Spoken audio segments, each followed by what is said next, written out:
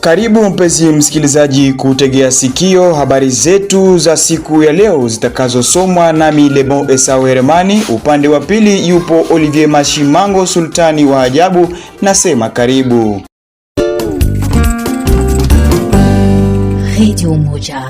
Baraza la vijana waadilifu kwa uelekeo wa serikali nchini DRC, CGOP DRC kwa kifupi, limeomba kuongezwa kwa idadi ya mahakimu katika mahakama ya amani ya Fizi na kuanzishwa kwa mahakama ya kwanza Tribunal de Grandes Instances mjini Baraka katika jimbo la Kivu Kusini. Katika kibarua kilichowasilishwa kwa mamlaka za juu za nchi, hususan rais wa jamhuri, baraza kuu la mahakama na waziri wa sheria, baraza hilo la vijana waadilifu limetaja kuwa upungufu mkubwa wa majaji katika mahakama ya amani ya Fizi ni sababu kubwa ya raia kuwa na usumbufu mkubwa. Kwa mujibu wa CGOP DRC, mahakama hiyo ina waamuzi wawili kwa miaka kadhaa sasa, hali inayochelewesha usikilizwaji wa mashauri na kufanya upatikanaji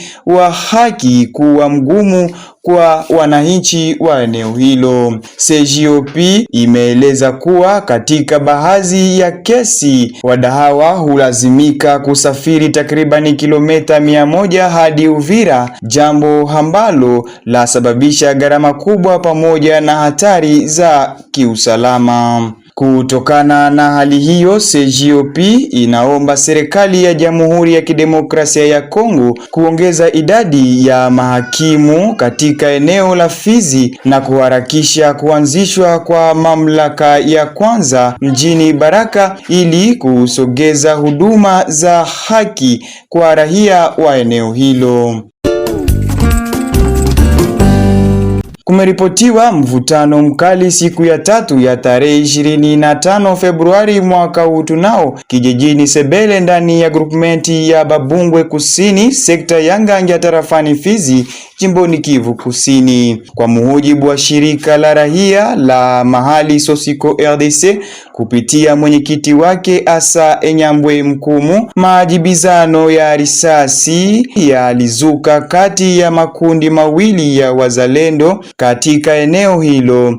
Wakati wa mapigano hayo, mtoto mmoja na mama yake walijeruhiwa vikali kwa kupatwa na risasi hizo. Duru hizo zimehakikisha kuwa chanzo cha hali hiyo ni kutokana na kutokuelewana kwa makundi hayo mawili. Majeruhi hao wawili walipelekwa moja kwa moja kwenye kituo cha afya cha mahali ili kuendelea kupata matibabu ya ziada. Sosiko RDC imeeleza kuwa hali hiyo si ya mara ya kwanza kushuhudiwa ndani ya kijiji cha Sebele, huku akiomba mamlaka za kisiasa na kiusalama, lakini pia na zile za utawala, viongozi wa kizalendo kuchukua hatua za haraka ili kubaini na kuwachukulia hatua walioendesha kitendo hicho. Tubaki ndani ya sekta ya Nganja daima ambako shirika la wananchi wa Kongomani Sosiko RDC lipatikanalo ndani ya sekta ya Nganja tarafani Fizi kijijini Sebele limetoa wito kwa serikali ya taifa, mashirika za kiutu, viongozi mbalimbali kutokana na kuharibika kwa madaraja kadhaa baada ya mvua kali zilizonyesha mwishoni mwa wiki iliyopita. Kulingana na shirika hilo la kirahia, madaraja yaliyo kwenye maeneo ya barabara ya Lolemba na Ndolo pamoja na sehemu ya Misese kuelekea mkoani Manyema yamepelekwa na maji ya mvua hiyo, hali inayosababisha usafiri mgumu kwa raia wanaopatikana eneo hilo. Sosiko MONUSCO RDC kupitia kiongozi wake Enyambwe Mkumu Asa ameomba ujenzi wa haraka wa daraja hizo. Tujielekeze kwenye milima mifupi na mirefu ya tarafa la Fizi na habari semazo kuwa mapambano makali yaendelea kuripotiwa kwenye milima mifupi na mirefu inayoinukia tarafa la Fizi. Hayo ni pamoja na yale yaliyoripotiwa asubuhi mapema ya tarehe 25 Februari mwaka tunao ndani ya kijiji cha Timbya Ngoma kipatikanacho ndani ya sekta ya Mtambala jimboni Kivu Kusini. Kwa mujibu wa shirika la mahali, mapambano hayo yameendeshwa nao wapambanaji wazalendo dhidi ya wahasi wa M23 AFC. Shirika la rahia lataja kuwa hali bado ni tete, huku watu walioyahama makazi yao waonekana kuanzisha harakati zao katika vijiji jirani. Tujielekeze huko Bukavu, mpenzi msikilizaji, na ikiwa ndo nakwenda kutusikiliza, hii ni redio moja toka mjini Baraka. Radio moja Bukavu, ambako takribani watoto 13,000 wanaishi kwa sasa mitahani bila uchunguzi wa wazazi mjini Bukavu. Hiyo ni takwimu ya uchunguzi iliyofanyika tarehe 5 Januari na tarehe 10 Februari mwaka 2026 nalo shirika la kimaendeleo Bloc Citoyen Amani. Ripoti ya shirika hilo yaonesha kwamba 60% ya watoto hao yasababishwa na kuvunjika kwa baadhi ya ndoa na mizozo ya kijamii. Umaskini mkubwa na shutuma za uchawi kwa watoto hao pia ni sababu zingine za watoto hao wasiomilikiwa na wazazi wao kuweza kupatikana mitahani. Shirika hilo lataja kwamba kuishi kwa watoto hao bila umiliki wa wazazi ni bomu kubwa itakayoripuka siku zijazo, huku likiomba kuwepo kwa programu kubwa ya muungano wa watoto hao na familia zao, shule na jamii. Kulingana na hayo, shirika la rahia la mahali mjini Bukavu laomba kwa viongozi kutoa majibu kwa haraka ili kuyanusuru maisha ya wahanga hao.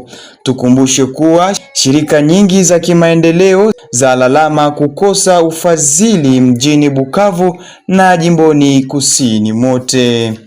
Tujielekeze huko Masisi, ambako hali ya usalama mdogo imeshuhudiwa ndani ya kijiji cha Rubaya tarafani Masisi jimboni Kivu Kaskazini baada ya mapambano makali kuendeshwa nalo jeshi la taifa FARDC kwa ushirikiano na wazalendo dhidi ya wahasi wa M23 AFC.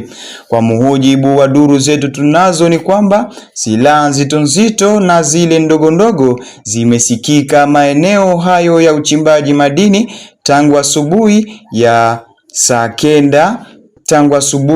kenda siku ya pili ya tarehe 24 Februari mwaka tunao. Kwa upande wa shirika la rahia, maeneo hayo limeomba ukingo wa rahia kwa haraka ili kuweza kudumisha amani na usalama. Tuthibitishe habari zetu mpenzi msikilizaji na habari za uko Butembo, ambako tukiwa jimboni Kivu Kaskazini daima, shirika la rahia la Bulengera mjini Butembo limeendesha siku ya 3 ya tarehe 25 Februari mwaka 2026 kikao cha kuhamasisha raia kuhusu ubaya wa raia kujichukulia sheria mikononi. Uhamasishaji huo umefanyika zaidi kwa faida ya akina mama wa eneo la Vutahira kwenye kata la Kyala. Kikao hicho kimeendeshwa kwenye jengo la shirika la kimaendeleo la jamii Mwazaza chini ya usimamizi wa mwenyekiti wa shirika la raia Bwana John Kameta Paluku. Katika fursa hiyo, John Kameta ameonyesha kwamba raia kujichukulia sheria mikononi ni ukiukwaji wa haki za kibinadamu. ya sheria za Kongo ikiwa ina matokeo mabaya ya kuangamiza maisha ya binadamu. Amealika pia raia wa eneo lake kuwa na imani kwa viongozi kwa utatuzi wa mizozo. Ni hayo mpenzi msikilizaji, katika habari zetu za leo zilizosomwa nami Lebo Esau Heremani. Upande wa pili alikuwepo Olivier Mashimango, sultani wa maajabu. Nasema kwa heri.